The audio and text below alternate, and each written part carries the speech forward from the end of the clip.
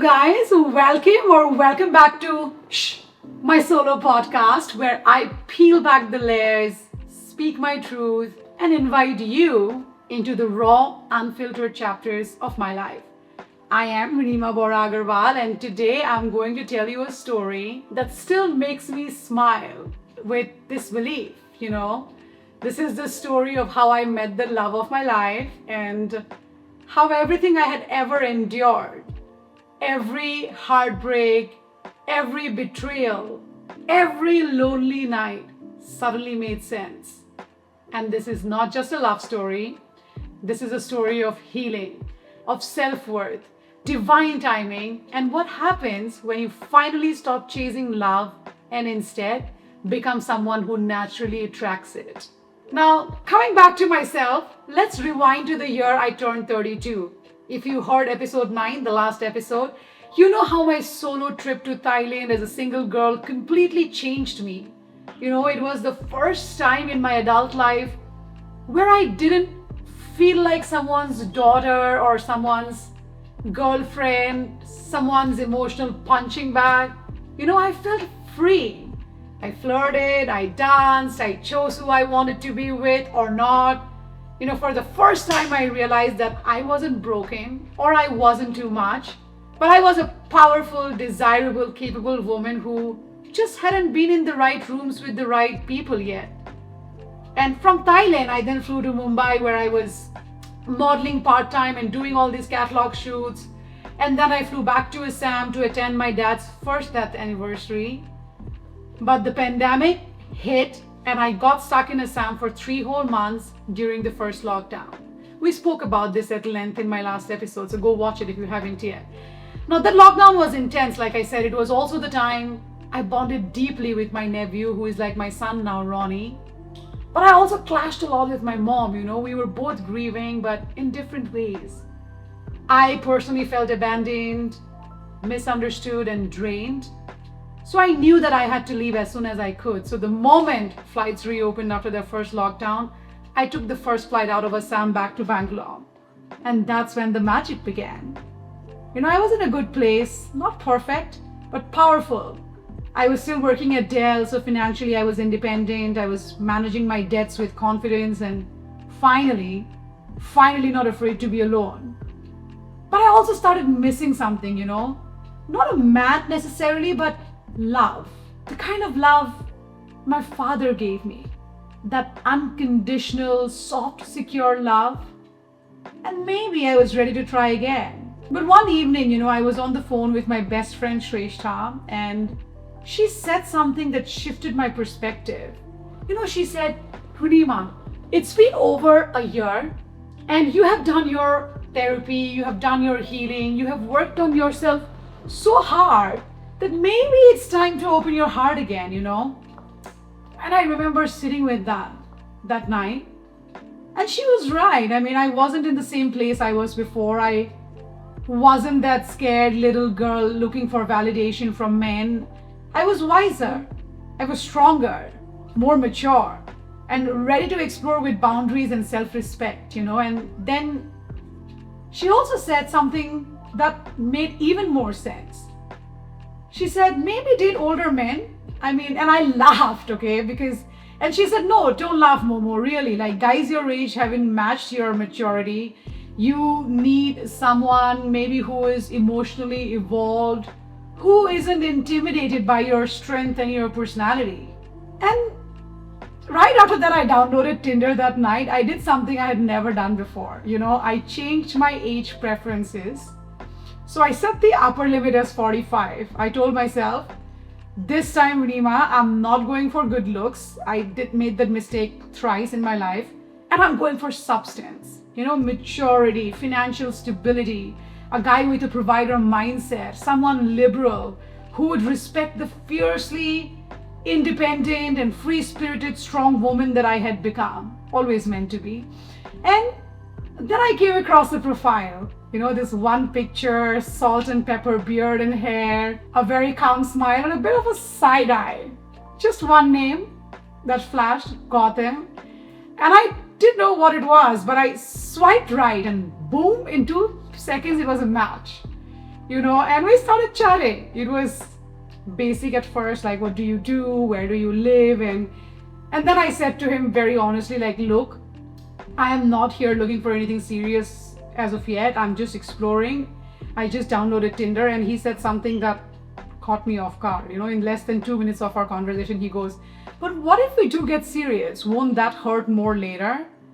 And that one line struck me, It showed me that he wasn't some player. I mean, he had depth and maybe even a little traditional side. And for men, that's hard. And I liked that.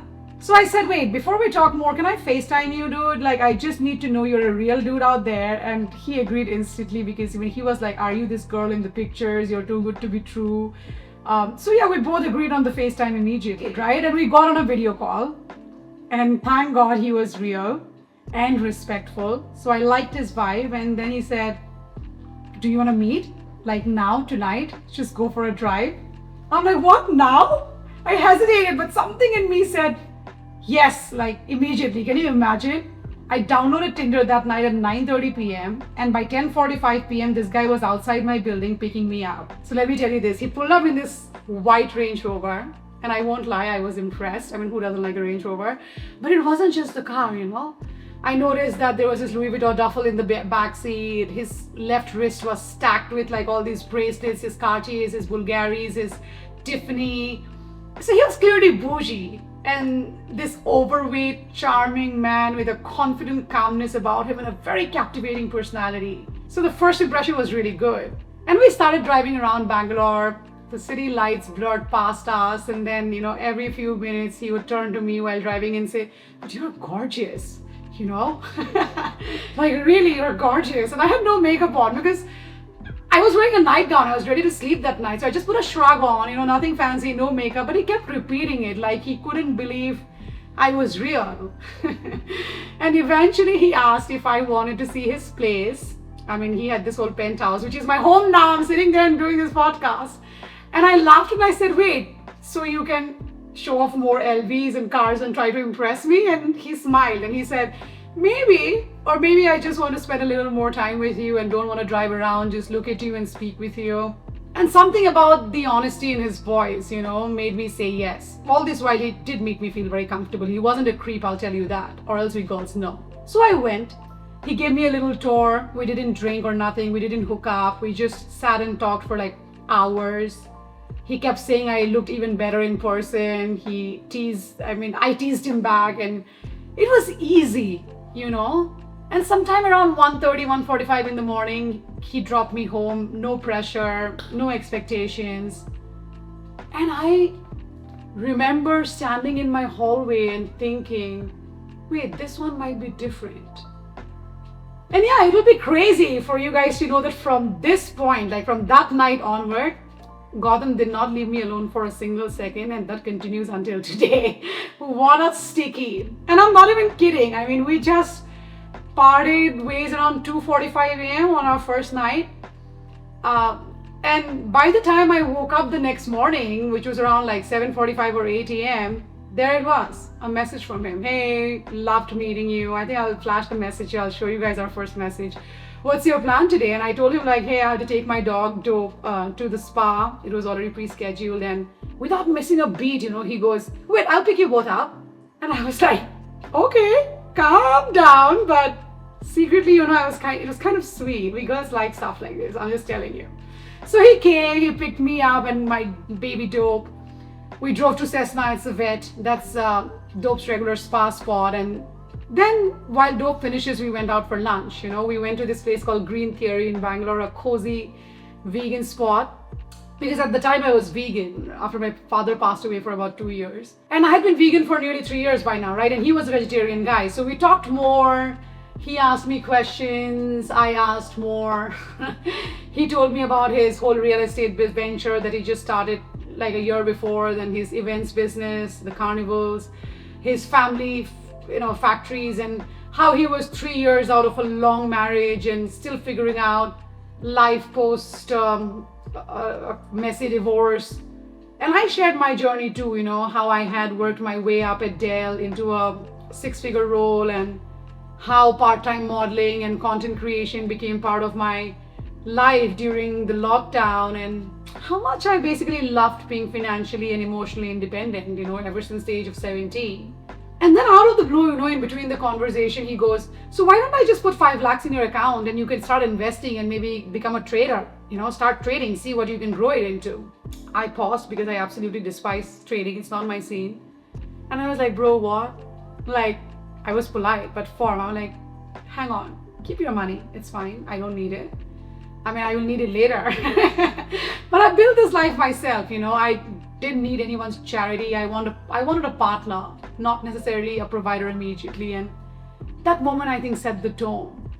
And to his credit, he didn't get defensive. He actually admired that, which he told me much later. And then one lunch turned into another and another. But I stayed cautious, because I've been through too much to fall blindly. 16 years of bad relationship before this. So I made it clear that no hookups, not yet. He respected that, and I respected that he did that. And he continued showing up. A few days later, he invited me again. This time he was like, come home for lunch. You can work from home. I was working from home for Dell at the time. I was like, okay, I'll come, but I'm going to bring my dog and I'll bring a male friend along. Because I wasn't taking chances, this became our rhythm, lunches at his home, dinners outside. Then he would drop me home. Always respectful so far, always consistent and always welcoming of dope and my third wheel male friend with a smile who was with me for the longest time. So it wasn't a whirlwind romance. It was something deeper, and you could tell from day one, something slower. It was safety. And while it wasn't love yet, it was definitely blooming. We were growing on each other, So here is what happened next. We started chatting in May 2020, right? That's when we met for the first time. June and July were filled with long drives, late night conversations, lunches, your vegan dinners and boundaries. And then by August, we were kissing and making out slowly, gradually on our terms. And then the guy gets COVID. This is the second phase on the second lockdown. And I was furious, I'm like, why would you even kiss me the day before he was diagnosed if you knew you had symptoms? I mean, I snapped. I had every reason to. COVID wasn't something to play around with at the time. It was just the second lockdown. We were still figuring out what this virus was. It was the peak of the second wave, And thankfully, I tested negative. So did my ever-present third wheel male friend who was always with us by then. And it was only fair to get him tested too. And Gautam at that time was still living with his parents. Post his divorce, he was living with his mom and dad. The penthouse was just lying there. His dad was over 80 and I think on dialysis at the time. Yeah, and his mom was elderly too. So out of concern, when he got diagnosed with COVID, he immediately checked himself into a hospital for isolation because he didn't want to take any chances with them. And we didn't meet for a week. We were just on the phone, but he was like restless, that he couldn't see me. We spoke on the phone every single day, but still. And then he got discharged. He said, hey, look, I don't want to still go back home right now because I may still be contagious. So why don't you, your dog, your third wheeling male friend, come and stay at the penthouse for a week. We'll hang out. And then you go back to yours and I'll go back to mine. I was again hesitant, of course. But then he again pressed on it. Bring your dog and bring your friend too. No pressure. And you can sleep in your room. I'll sleep in mine. I'm like, all right. I packed a small bag just for 7 days. And here is what happened. Those 7 days turned into forever. He never went back to his parents' house ever since that day. And I never returned to my rented apartment. We just started living together. I still kept my rented apartment for 6 months, even after that. And during that very month, August, my birthday month, I turned 32 with him. He gifted me my first Louis Vuitton bag. And that was then followed by shoes and earrings and more bags. And then one day he just handed me the keys to a BMW, one of his second-hand BMW that was parked in his garage. He said, stop taking cabs, you drive, right? Like you have been driving in Bangalore, which I was. I had to sell my car during the lockdown. He said, this is yours now. It's anyways been lying down at home. What I didn't know was how deeply that touched me. I had always driven in Bangalore. Ever since I moved here in 2004, I had my own car. Buses weren't convenient for me because I was working in the day, working in the night, college in the day. So the kind of life I lived, I needed a vehicle of my own, and I don't know how to ride a bike, so car was my only choice. But I had to sell my car right before the first lockdown. Like I said, financial constraints at the time, medical emergencies, everything that was piling up, it didn't make sense to keep a car and keep investing in fuel and servicing. So when he asked me casually one day if I had a car, I told him, yeah, the truth, I did have a car always, but I had to let it go. And I thought that conversation ended there. But he remembered, and when he handed me those keys, it wasn't about the car or that was a BMW or it was an old car, or it was just a gesture, and yet I was uncomfortable. I was happy, yes, of course, which girl wouldn't be, but also scared, scared of being too happy. Because this was the first time a man had pampered me like this, bought me things, and he wasn't trying to control me, but just because he was having fun doing it. And I remember sitting him down and saying, I think you should slow down. I think we should slow down because this is too much. It's overwhelming and I don't know how to react to it.